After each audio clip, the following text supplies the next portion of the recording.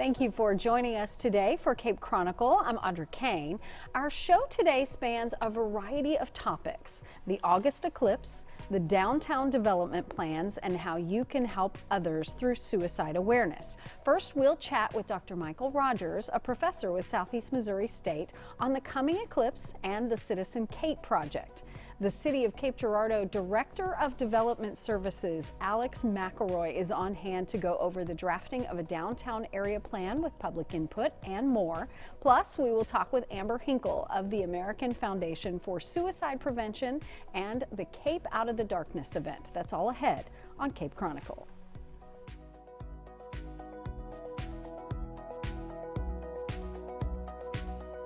Whether it's for business or just a getaway, Cape Air is your wings in the Midwest. Cape Air serves 6 destinations, including Kirksville, Quincy, Fort Leonard Wood, Cape Girardeau, Marion, and Owensboro. Fly from Cape Girardeau to St. Louis with fares starting at just $49 each way.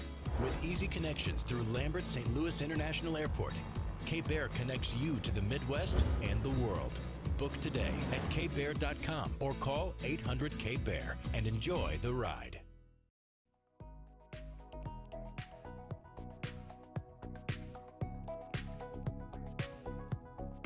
Welcome to Cape Chronicle. I'm Audra Kane. Parts of Southeast Missouri are directly in the path of an eclipse coming this August. Southeast Missouri State University has a team that will be observing and collecting data when that happens. Dr. Michael Rogers is here to share in those plans. Thank you so much for coming. Well, thank you, Audra. I'm glad to be here. Well, I think this is a very exciting event because I don't even remember the last time I saw an eclipse. And I know that the academics or the academic university, the scientific side of our university is probably pretty excited about this event. We're getting there. Okay. Yeah. Excitement is building. Well, so tell me what you have in the plans, because I know that a group of you have gotten together and are going to be doing some very specific things, but what all is the plan about? Well, the eclipse, as you know, is on August 21st of this year. And we will have totality in Cape Girardeau at about 1:20 in the afternoon. And the university has a committee together to plan activities for the day and actually activities to prepare for the day. So we'll have Dr. Michio Kaku to speak on the day of the eclipse. We'll have some other activities. I understand that Normal Street will be closed and to traffic, and there will be activities, games, booths, opportunities to eat, lots of things before the eclipse, in addition to academic presentations. But then the students and other people in attendance will go to Houck Stadium about a half an hour or so before the eclipse begins. Well, a little more than half an hour before the eclipse begins, and then we will view the eclipse from Houck Stadium. Okay, so now the viewing part, I remember in junior high having the science teacher set up the little pinhole viewer for us. Is that something that will be necessary again this time? Well, it is necessary to take measures to protect your eyes from direct sunlight. And a pinhole is one way to do that. You can project an image of the sun onto a piece of paper, and you can track the progress of the eclipse that way. But since my last solar eclipse, when I was in high school, so it's quite a long time ago now, technology has advanced so that we now have ISO certified goggles that are available for viewing direct sunlight. And so the university will be distributing those goggles to students and others who are going to be on campus for the event. I was down in Land Between the Lakes on Saturday, and I saw at the Golden Pond gift shop there, they had goggles for sale, because they will also be in the path of totality. So it looks like goggles will be the way to go for this eclipse. Well, that probably would be the best thing. So you mentioned Michio Kaku, and what is the significance of having him here for the day of the eclipse? Well, he's a nationally known physics and physics educator. He has a radio program, and he's appeared many times on network TV for science-related events. So he's sort of an evangelist or an ambassador for science and public awareness of science. So we're very thrilled to have him for the day. In addition to the viewing there at Houck Stadium, there's another project that I understand is going on, and it's Citizen Kate. Now, tell us about Citizen Kate. What is that? Okay. Citizen Kate, Continental American Telescope Eclipse Experiment. Okay. CATE. And this is a great example of a broader movement called citizen science. You might be familiar with the Audubon Society Christmas bird count. Well, this is in the same vein, where people who are not professional scientists are recruited to do some kind of scientific research project, and the Citizen Kate project brings in people who are not professional astronomers, because that community is quite small, and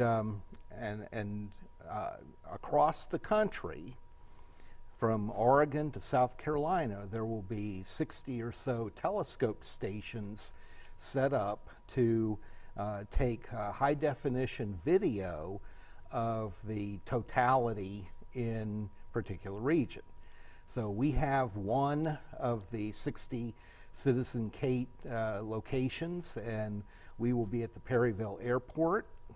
Dr. Peggy Hill from the Physics and Engineering Physics Department at the university and I will be working with students at the Perryville Airport to do our part to record some video of the eclipse when it's total in our region.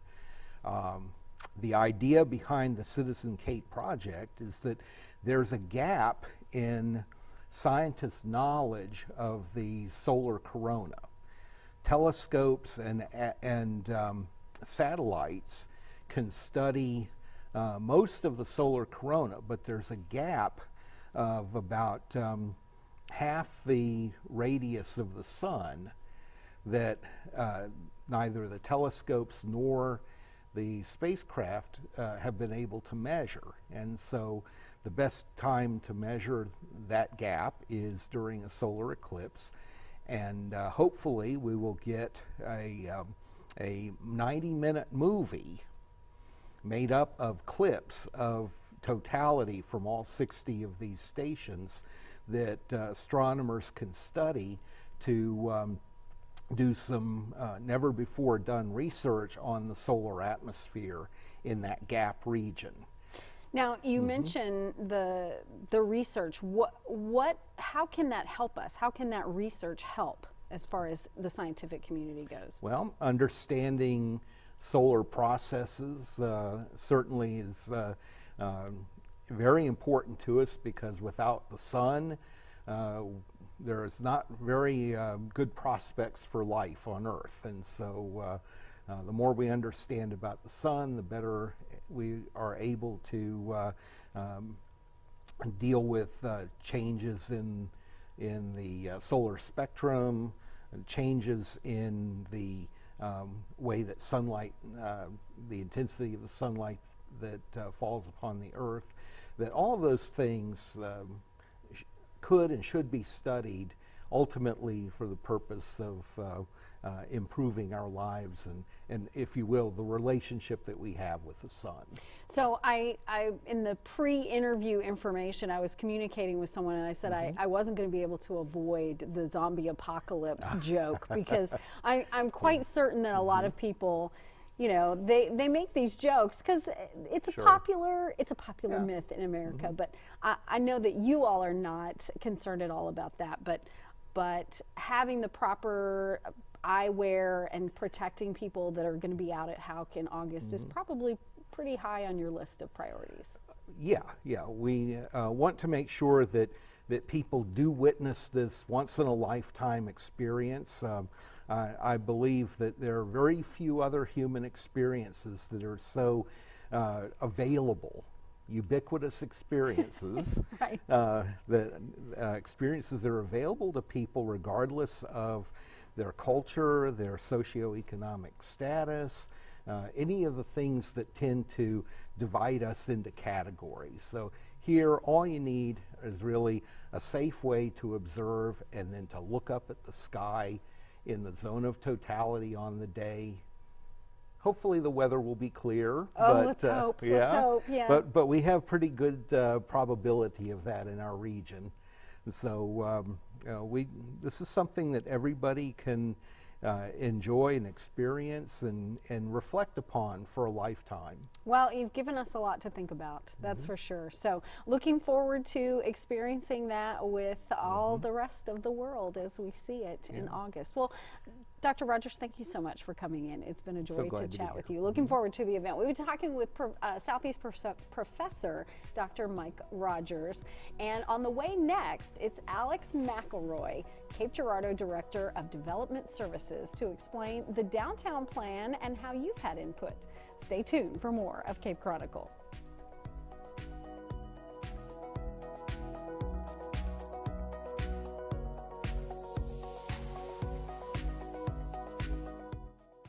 We don't see problems. We see opportunities for creative solutions. At Southeast Missouri State, we don't think outside the box. We got rid of the box. We embrace innovation and turn ideas into successful businesses by learning from those who've been there before. We even offer a safe space to try out ideas before launching. Who else can say that? Entrepreneurship is everywhere. Let's make your ideas happen.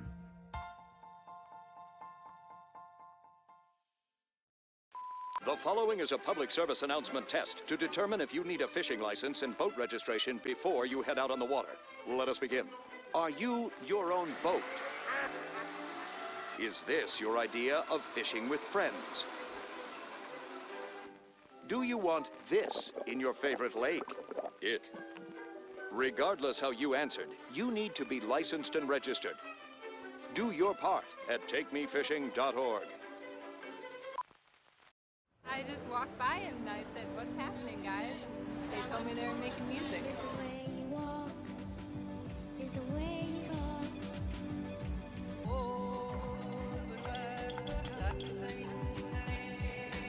I like this music.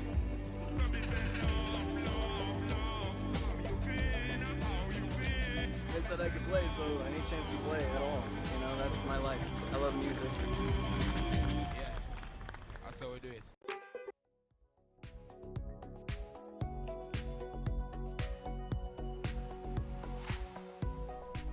Welcome back to Cape Chronicle. The city of Cape Girardeau's downtown area and areas south of downtown are slated for some upgrades. We discussed some of this with Mayor Harry Rediger when he visited us last month. Now, Director of Development Services Alex McElroy is here to explain how you have influenced the plans. Welcome, Alex. Thank you. Thank you So for glad having that me. you could be here. Now, you're new, fairly new to your role at the city, and you're new to Cape Girardeau, at least in the last year. So what does your role at the city consist of? What does the Director of Development Services do? Sure. Well, Development Services has the Planning Division, Engineering Division, as well as the Building Division. Okay. We also house GIS as well. What's which is our, GIS? It's Geographical Information Systems. It's our mapping system. So Okay. it's our highly advanced Google Earth.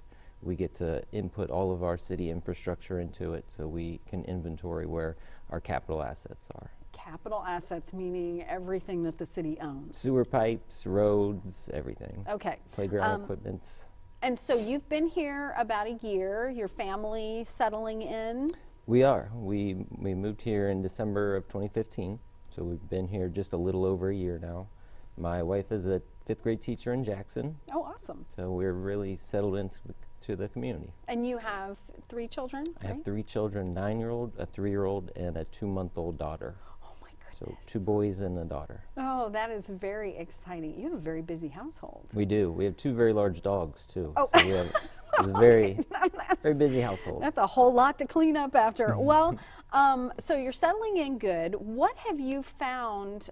Because right now you walked into this whole downtown development, because I wish that you could have seen the city 7, 8 years ago when we moved here, and how very vastly different the downtown area is and how much has changed. And I'm sure you can go back and look at pictures, but it's really different unless you've experienced it. So I'm betting that what you're seeing as far as the community input is probably them wanting to see more positive change downtown.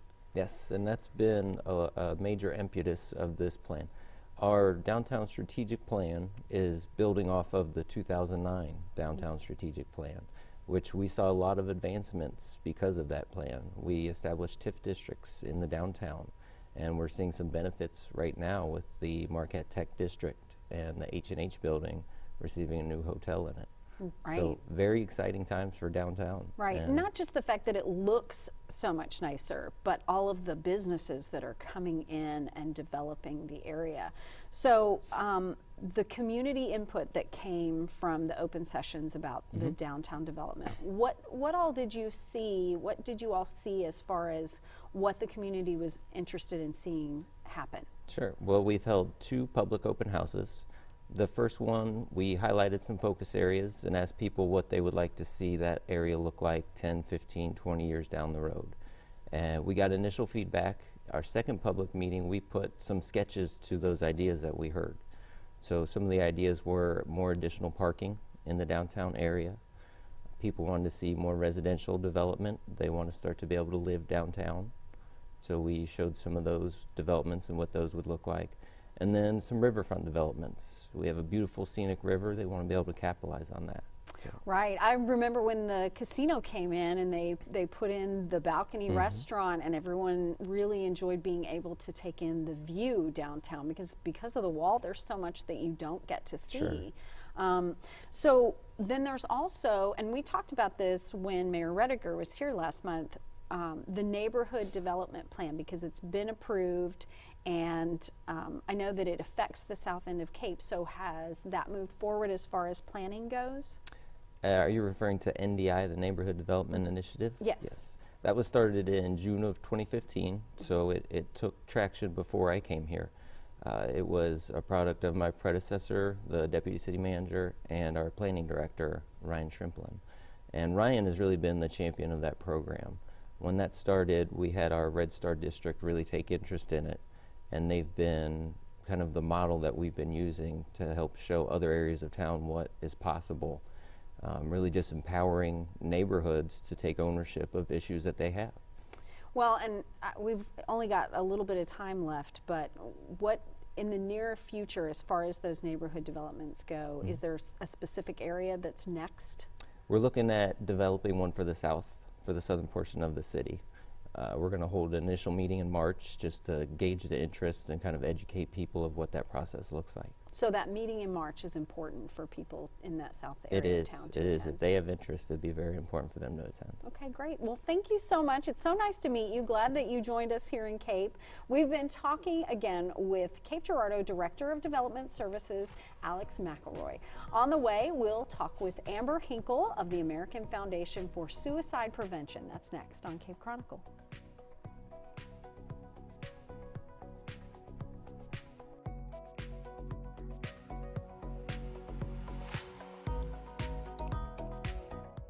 Court-appointed special advocates, or CASA volunteers, speak for children who are navigating the court system. CASA volunteers have one focus: to serve the best interests of the child who is facing neglect, abuse, foster care, or adoption. Last year in our area, over 1,000 children who could have used a CASA volunteer did not have one. You can make a difference. You can help. You can be a voice for a child. Volunteer, donate, participate. Call 1-855-7-VOICES. At Southeast Missouri State, We know agriculture can mean so much more than working on the farm.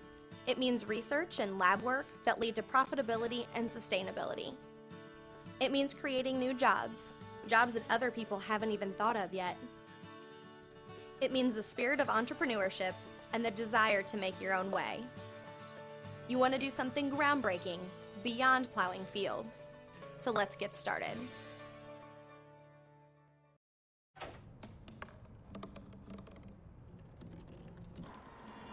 Everybody has a dream.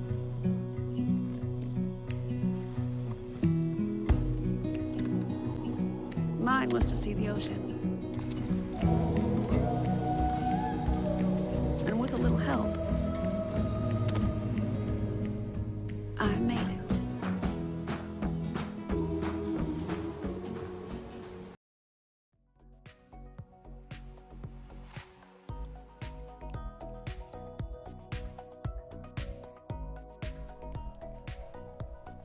This is Cape Chronicle, and I'm Audrey Kane. Suicide affects thousands of us each year, and when you are aware that someone you love is considering it, you act. But what if you don't know? Or what if you don't know what to do? Well, the American Foundation for Suicide Prevention is working to raise awareness, but also to inform you. Amber Hinkle is here to explain. Welcome, Amber. Hello. Thanks so much for coming in. Now, this is a really important topic, and I don't want to joke around with it at all. Just in the last few weeks, the Cape Girardeau area has lost someone to suicide that was well known, a younger person, and it is so on the cusp of what everyone experiences, right? I mean, we've all experienced some sadness, but you never know when someone might actually be considering this. And so you all at the American Foundation for Suicide Prevention, you're a representative here locally, right? Yes, I'm a director for the Eastern Missouri chapter. Okay. We branch out into St. Louis, but I mainly focus on the Cape Girardeau area. Okay, so your shirt says "Be the Voice." Be the Voice. Stop That's our suicide. campaign. So that hashtag "Stop Suicide," that's the part that escapes so many of us because we don't necessarily know what to look for. Sure, you always think, oh, someone's sad, or sometimes they're actually using the word suicide. But what if they're not? What do you look for? I know that you all offer some sort of training. Tell me about that. We do. We offer a mental health first aid class, which is basically like CPR for mental health. And they teach you the 5 different stages that you want to, look for when someone's having either a mental health problem or mental health crisis. Are they isolating themselves? Are they self-harming themselves? And it just teaches you, the class teaches you how to react. It's an 8-hour course. The Community Counseling Center, they actually teach the course, and the American Foundation for Suicide Prevention, we sponsor it. So we're able to offer it to anybody who wants to take it for free. Oh, that's okay. So that was my next question was, Right. How much does something like that cost? Because I've participated in regular CPR before and paid the $10 or $15. So anyone who do you recommend, who do they recommend to take this class? Absolutely anybody, neighbors, cousins, aunts, uncles, anybody who's been affected, anybody who hasn't been affected, and just, are around people who, and on an everyday setting. And it could be youth, it could be adults, and it could be also the elderly. I mean, if you take into account people like Robin Williams, someone moving into their, over 60 years, that's a time in your life that suicide affects people as well, right? Correct. The truth is you really don't know. Just like you never know if someone's going to go into full arrest and you're going to have to use CPR. It's the same way with mental health. You never know whenever the person next to you is going to be having a mental health crisis. So it's always good to know. And there's no real age limit. My daughter, who's 13, she's taken the class. Suicide affects teens and youth just as much as it does you and I. In Missouri, it's the 3rd leading cause of death for ages 15 to 24. So it's really important for us to, reach out and to the colleges and the schools and let them know that, our hotline is there and our classes are there for them to take. And most of our classes are free. And that hotline number I know is 800 273 TALK. But if someone can't remember that, Missouri also has like the 211 line that can direct them to hotline numbers like this one. And it's staffed 24 hours a day. 24 hours a day, yes. You're a volunteer. I am a volunteer. And what brought you to volunteering for this organization? I lost my little cousin. He was 19 in 2009, and at first I really didn't know. Everybody was keeping it quiet. People weren't talking about it, but I wanted to talk about it. I wanted to, help others and make a difference. And I came across the American Foundation for Suicide Prevention and the Out of the Darkness walk here in Cape. I attended my first walk, and I said, I've got to do more. I've got to do more. So. Well, and speaking of that Out of the Darkness walk, there's a Facebook page that you run. Yes. Cape Out of the Darkness on Facebook.com. And I know that there's information not only about the walk is in September? September the 24th this year. Okay, and registration is open? Registration is open right now. Also for the SEMO campus walk, which is April the 22nd, registration is open. And that's an important one. That's important for college students, yes. Yeah. We have, 12,000 students, and there's a percentage of those that are going to be affected by depression and thoughts of suicide, and so really making sure. And like you said, all the details can be found on the Facebook page, Cape Out of the Darkness. Okay. Yes. Well, Amber, I know that you probably have so much more that you could say, but if you had just briefly one thing to say to someone who is considering suicide, what do you say? Reach out, ask for help, call the hotline number. If you're not comfortable with someone next to you, call the hotline number. And if you feel like someone at the slightest bit is considering it, find them help, whether they tell you not to. Well, thank you. Thank you so much for being here. It's a very serious topic. We Yes, appreciate you. We have been talking with Amber Hinkle of the American Foundation for Suicide Prevention and the Cape Out of the Darkness event. You can find it on Facebook. Thank you for joining us today for Cape Chronicle. The program is a collaboration between the Department of Mass Media at Southeast Missouri State University and the City of Cape Girardeau. Our executive producer is Dr. Jim Dufek. I'm Audra Kane. Thanks for watching.